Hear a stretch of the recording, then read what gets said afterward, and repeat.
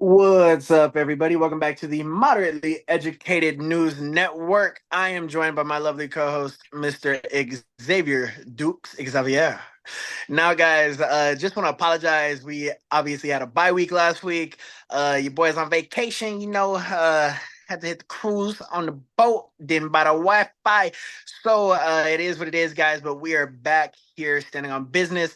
And today we will be talking about how Biden authorized Ukraine to use, some missiles and fire them into Russia. And essentially, we'll be talking about Ukraine actually doing that, and then Russia's reaction and what may happen moving forward. Is World War III on the way? We shall see. So, based on the events that have occurred, Xavier, what are your thoughts? Yeah, so I would say that using, US bombs, armaments, and these long-range missiles inside of to target things inside of Russia, as long as those targets are carefully selected, aren't in civilian areas, I'm in full support of that. I think we should continue to arm our Ukraine allies and their fight against Russia, and in order for them to maintain their territory and their sovereignty. I understand it is somewhat unprecedented, new development and somewhat shocking. I think the Kremlin's response was, they like, oh, we'll stand on business, and mentioned that there would be attacks on Kiev, which then caused the shutting down of a U.S. embassy. I don't know if that's temporary or permanent, but based off, potential threats in the area, they were like, we'll heed Russia's warning. But that being said, I think the missiles that were given are a little bit older. They do have a capability, I think, about like 200 miles. So we're not striking, crazy deep into Russia because these weapons more than likely aren't deployed like directly on the front line. These are probably fired from a little ways away. Um, and this will probably only aid. I imagine that they'll be used pretty heavily in defense in the upcoming days, weeks, and months as Ukraine attempts to hold the Kursk region of Russia. As once they launch that offensive to take land as Russia was taking land from them. So I mean that's kind of my general thoughts. I think we'll see a lot more defensive use out of them in the near future. And in terms of any offense, I mean, go for it again as long as you're hitting Air Force bases and whatever else. I think as they did, um, fine by me.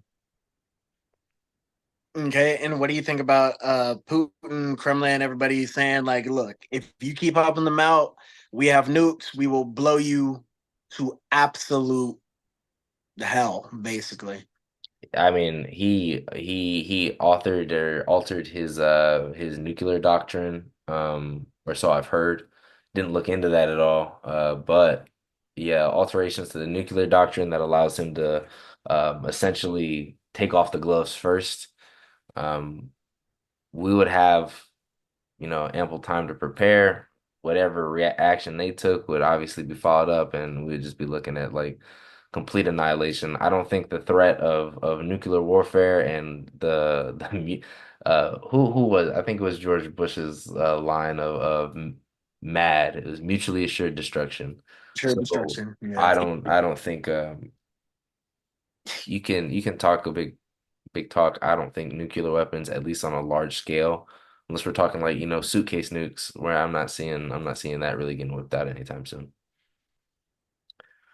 Well, they say it only takes one crazy man to make something like that happen. Hitler darn near exterminated an entire people. It's one crazy guy. Napoleon also killed a lot of people, conquered a lot of land. Then you have, genocide in Africa. Like there's always that one guy, and we haven't had our one guy in modern times. So in the 2000s and beyond. So they say history doesn't necessarily repeat itself, but it rhymes, and that same music note might be coming up. And I think we should tread carefully. I think obviously nukes are a deterrent. Like, don't threaten me because I will annihilate you and all of your people. But at the end of the day, Putin, Kremlin, all of them, they have bunkers, just like our president has bunkers. At the end of the day, if they really don't care, they could do it and survive and live on and be perfectly fine. You don't think so? Be the end of the world. The loss of life across the world if every nuclear weapon were to deploy would be like you would just have the people in the bunkers until food ran out. I mean, I would argue US has better supplies, like better infrastructure surrounding bunkers.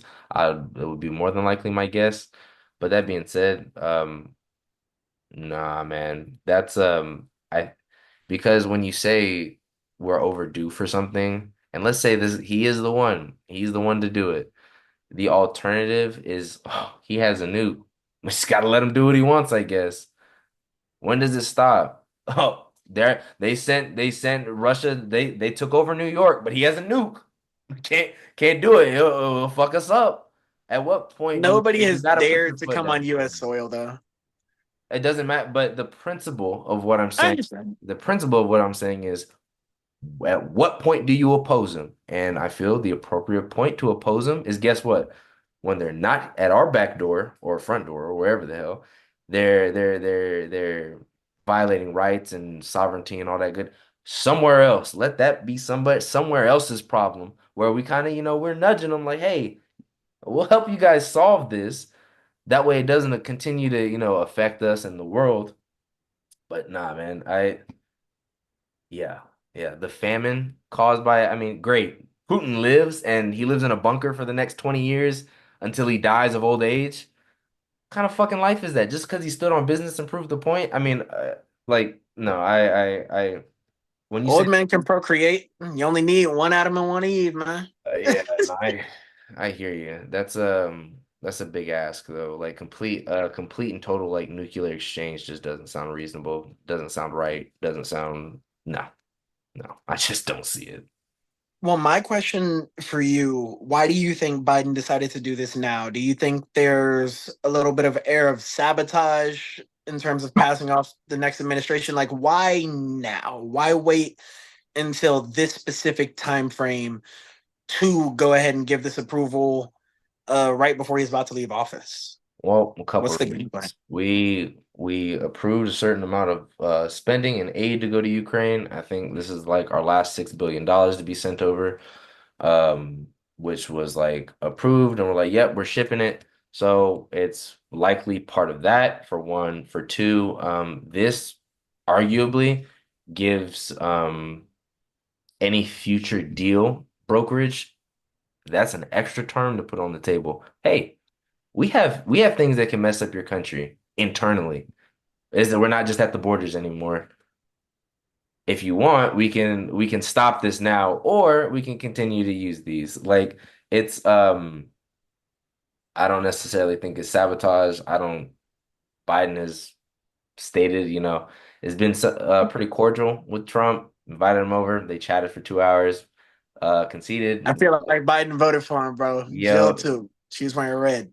sure. But yeah, they were like peaceful transfer of power, all that good stuff. No, no, I don't think Biden is the most milk toast, bipartisan trooper little president ever. Happy birthday to the guy, by the way.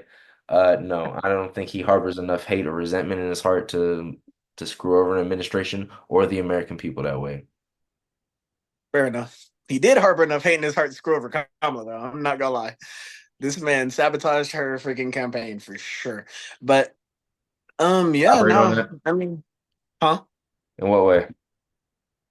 Um, with some of his comments, like the ill timeliness of them, like when she tried to dissociate herself from him, she'd be like, no, he'd be like, no, that was us. That yeah, that was me and Kamala for sure. Like there's just little things, little subtle things that he did whenever she was trying to dissociate and kind of pave her own way, where he's just like, nope, that was us. That wasn't just me. Oh no.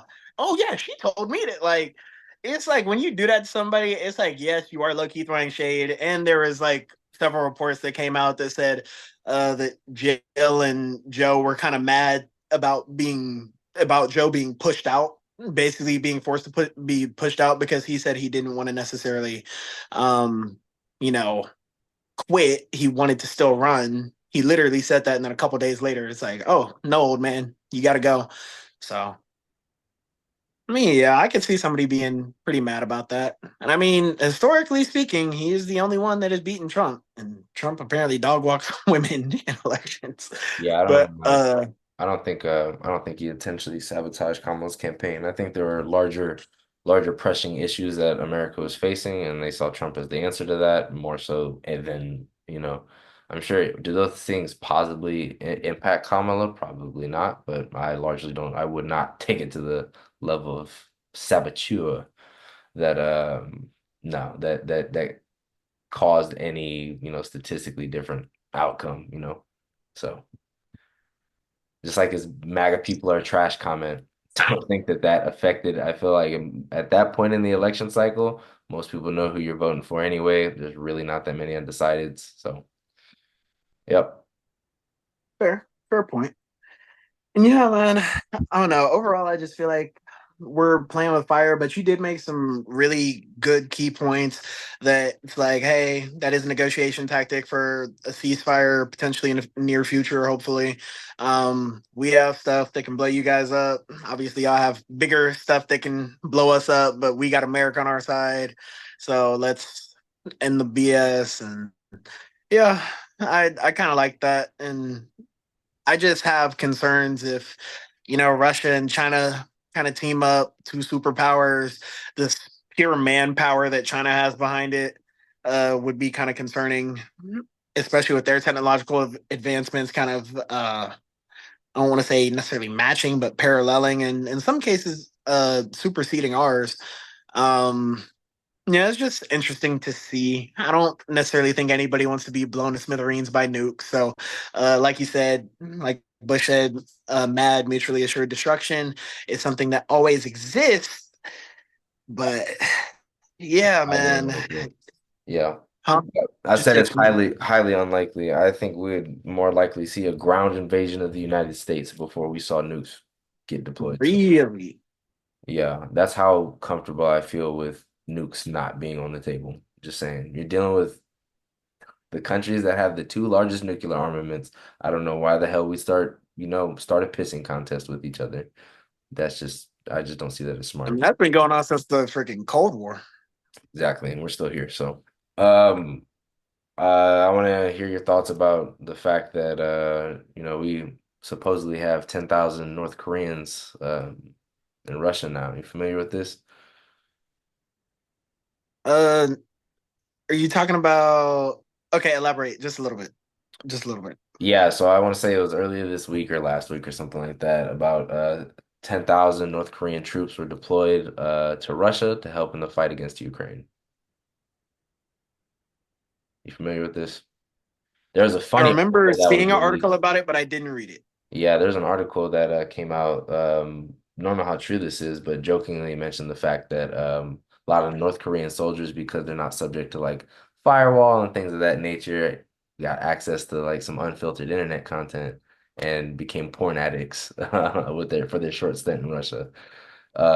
So yeah, anyway, 10,000 they people average or roughly estimate anywhere from 10 to 15,000 North Korean troops were deployed to Russia to help fight in the Kursk region where Ukraine actually pushed inside of Russian territory again in an attempt because one, Putin left it unguarded for one, but for two, hopefully as a future negotiation tool that they can leverage to hopefully get large swaths or their entire occupied territory back that's currently under Russian control. But before we go to any negotiating table, they Russia decided to bring in North Koreans to say, "Hey, we need some help getting these guys out." And then once we've taken away all the negotiation tactics, then we can reach a deal or hopefully propose a deal that's not favorable for Ukrainians. As of right now, the Russian offensive to dispel Ukraine's in the Kursk region is a massive failure. I think they're losing upwards of 2,000 soldiers a day. attempting to dislodge this Ukrainian force. So Ukraine's putting up a hell of a fight and maintaining control over Russia. And yeah, I think that's why we need to allow as many bombs and support and whatever the hell else they need um, to hang on to their foothold that they got. So So I also remember reading about Russia basically doing like a drone strike and bomb strike in Ukraine, correct? sure, Um, bombing a lot of shit. Yeah. what happens? Well, this one was allegedly like a large one, like a very large one. But what happens if Russia decides to say screw it and shoots a nuke at Ukraine? And it's like, we'll eviscerate y'all, then take over. I don't see much of a point in doing that. I mean, if you're gonna destroy I mean, because then you're rendering the land, its people, all of its infrastructure kaput. Why do you want to rule over an irradiated zone for one? There's no point in that. Yeah, I don't know. I think this obsession that you have with this nuke concept is just I just don't think that is a thing. Um, Russia just talking big. I'm just posing a yeah, question. I'm not trying to be overly I, obsessed with nukes. I'm yeah, just I hear like, you, but it's just not. I don't even think it's worth talking about. We could talk about, what they're gonna do to further escalate. Like, oh my God, are they gonna? So Russia's broken parts of, I believe it's the Geneva Convention or whatever war conventions that we have now that the ICJ and ICC are ruling as, war crimes, such as using cluster munitions and things of that nature. Like, we could talk about escalations and more maybe conventional methods, or like the widespread use of trench warfare in this like modern war. Maybe Russia, in order to, because that's why Ukraine, because they're on the defensive, because they get to dig trenches and they're fighting against an aggressor, they have a they have a solid upper hand because trenches are hard as hell to clear. And so I mean, something that's worth talking about is maybe the use of biological and nerve agents. That could be the next step for Russia. That would violate war, that would, of course, escalate to war crimes and accomplish the goal of dislodging, thorns in their side that are like really strong defensive points for Ukraine. I don't, yeah, no, nukes aren't, it's just not. I don't know if that's something that needs to be discussed at this point. what do you think that Russia really cares about war crimes? No, they don't because they demonstrated as much. They bomb civilian centers and use cluster munitions. So no. Exactly. So So then, yeah, that would be my point. Like these are things that we can talk about as like natural escalations. I think this jump to nukes and like what does that look like? I guess the interesting part of the question is how do we respond to that? But yes, that's really kind of what I wanted to get to is like, how would we respond to that? Because it's not our land. Do you just give it up to them? It's like, oh, those people are eradicated. It's a nuclear wasteland. Because if you start shooting nukes at Russia and they start shooting back at us, then that's mad. no, So it's like we probably wouldn't respond with nuclear weapons in that case. We probably just continue to support Ukraine, probably whatever's left. in larger with larger like maybe funding packages that deal mostly with like humanitarian aid and refugees and things of that nature. Probably see a large change in that regard. Continue funding the war front, and then I don't know. That would be up to the Ukrainian people to determine whether to surrender or not. But as long as they're gonna continue to fight against oppression and oppressors, I'm willing to have you back.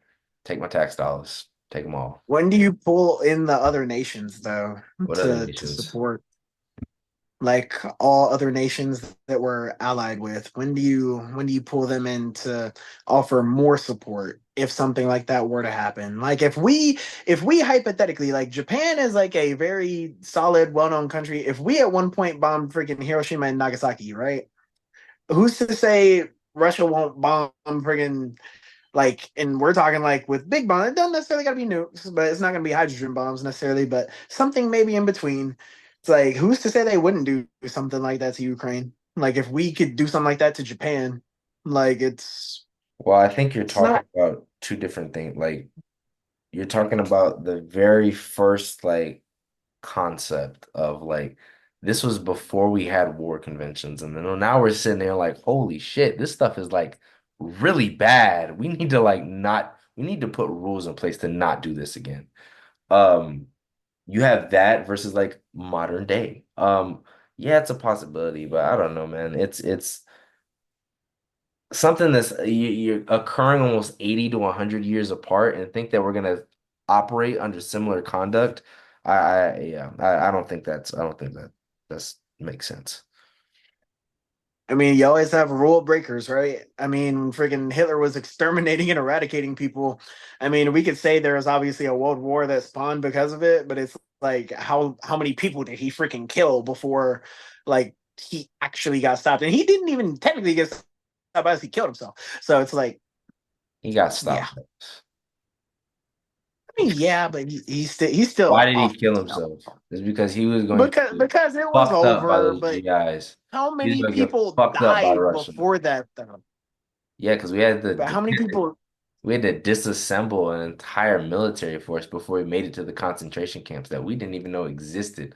The GIs were shocked when they saw the state of those prison camps and what they were doing there. Like, oh my God, this isn't just a labor camp. This is something else. Yeah, no, it's Jews, gypsies, and black people. It was crazy, bro. Insane.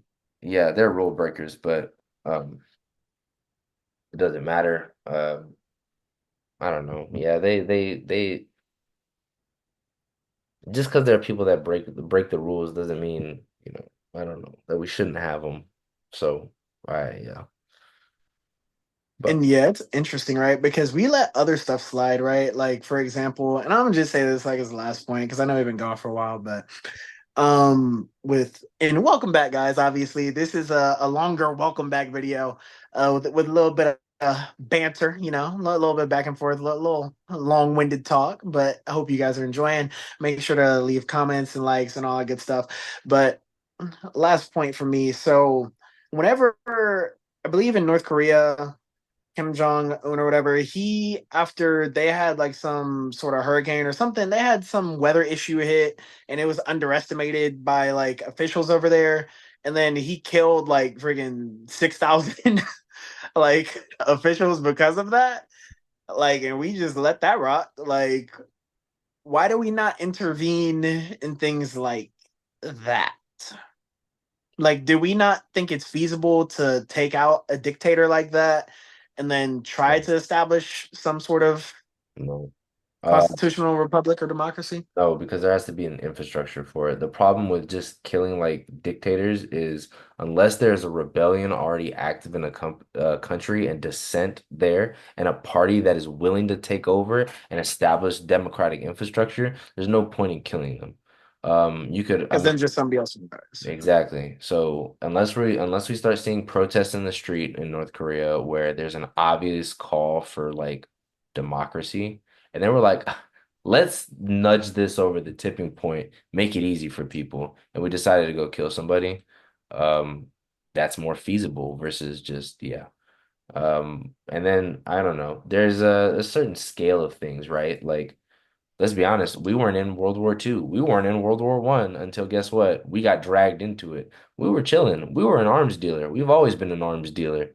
War makes us money. Military industrial complex here is massive. So, why do we get involved? Why do we intervene? We didn't necessarily do it for righteous reasons. We did it because like you just bitch slapped me. Now I'm gonna get you back. That's what like that's what we did. But once we went in hard and then we saved the day. But our intention initially wasn't necessarily noble. True. Just give guns to the good guys and hope they win. Bro, facts. That's all we can do. You're not wrong. But You're not wrong. Well, I mean, it's been good at picking your brain on this subject. Been good, after that week hiatus, man. It's good being back. I'll let you go ahead and close this out. for sure. Well, thank you everybody. Again, I just want to apologize on behalf of the Moderately Educated News Network for missing last week. We look forward to bringing you content in the upcoming weeks and being our usual selves, just consistent. But that being said, Thank you for your time. Thank you for your continued patronage. Like, comment, subscribe. Let us know what we said right. Let us know what we said wrong. Agree, share with family and friends. And until next time, adios. All right, excellent.